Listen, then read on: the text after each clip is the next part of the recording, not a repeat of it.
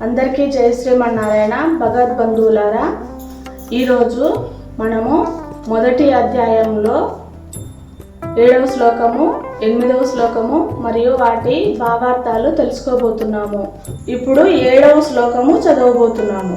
ఓం అస్మాకం తు విశిష్టాయే తాని బోధా ద్విజోత్తమ నాయకా మమ సైన్యశ్చ సజ్ఞార్థం తాన్ బ్రవీమితే.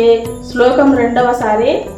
ఓం అస్మాకం తు విశిష్టాయే తాని బోధా ద్విజోత్తమ నాయకా మమ సైన్యశ్చ సజ్ఞార్థం తాన్ బ్రవీమితే. శ్లోకం మూడవసారి. ఓం అస్మాకం తు విశిష్టాయే తాని బోధా ద్విజోత్తమ నాయకా మమ సైన్యశ్చ సజ్ఞార్థం తాన్ బ్రవీమితే. మొదటి అధ్యాయంలో 7వ శ్లోకం యొక్క అర్థం తెలుసుకుందాం.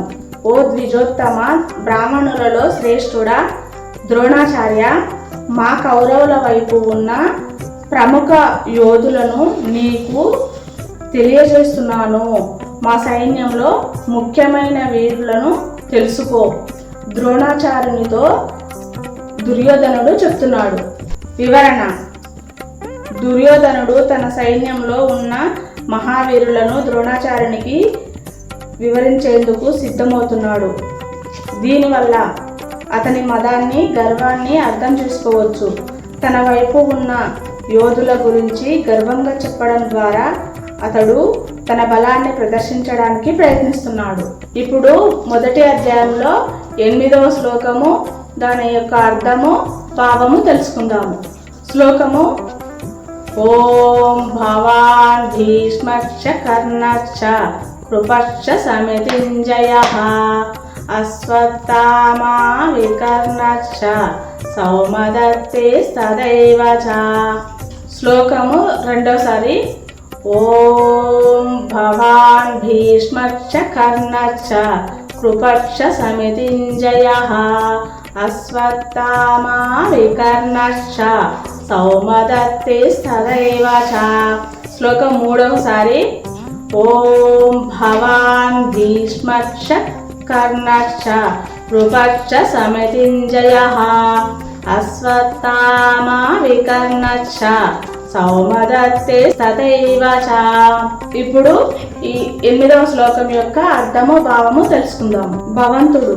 భవంతుడు అనగా ద్రోణాచార్యుడు, భీష్ముడు, కర్ణుడు, సమరంలో విజయం సాధించగల కృపాచార్యుడు, అశ్వత్థామ, వికర్ణుడు, సౌమదత్తి అనగా భూరిశ్రవుడు. వీరందరూ మా వైపు ఉన్న అత్యంత ముఖ్యమైన యోధులు. వివరణ: దుర్యోధనుడు తన సైన్యంలో ఉన్న ప్రధాన వీరులను గురించి వివరించేందుకు ఈ శ్లోకాన్ని ఉచ్చరించాడు. వీరందరిలో ప్రధానమైన వాడు భీష్మ పితామహుడు. ఇతడు మహావీరుడు, కౌరవుల ప్రధాన సైన్యాధిపతి. కర్ణుడు ధనుర్విద్యా నిపుణుడు, అర్జునునికి సమానమైన శక్తివంతుడు. కృపాచార్యుడు శత్రువులను సంహరించగల మహాయోధుడు. అశ్వత్థామ ద్రోణాచార్యుని కుమారుడు, గొప్ప వీరుడు. వికర్ణుడు ధృతరాష్ట్రుని కుమారుడు, ధర్మనిష్ఠుడు. సౌమదత్తి అనగా భూరిశ్రవుడు, 3వ పాండవుడైన భీముని ప్రత్యర్థి. ఈ శ్లోకాల్లో దుర్యోధనుడు తన సైనిక బలాన్ని నమ్మిస్తూ ద్రోణాచార్యునికి ధైర్యం చెప్పే ప్రయత్నం చేస్తున్నాడు. కానీ అతని మాటల వెనుక భయభ్రాంతి కనిపిస్తుంది. ఎందుకంటే అతడికి పాండవుల సైన్యం కూడా బలమైనదని తెలుసు. దుర్యోధనుడు తన సైన్యంలో ఉన్న మహాయోధులను గర్వంగా పేర్కొంటూ తన బలాన్ని ప్రదర్శించేందుకు ప్రయత్నిస్తున్నాడు. కానీ లోపల అతడిలో ఓ చిన్న అనిశ్చితి అంటే భద్రతాభావం కూడా ఉన్నదని ఈ మాటల ద్వారా అర్థమవుతుంది. ఈరోజు మనము మొదటి అధ్యాయంలో అర్జున విషాద యోగంలో 7వ శ్లోకము 8వ శ్లోకము మరియు వాటి భావార్థాల గురించి నేర్చుకున్నాము.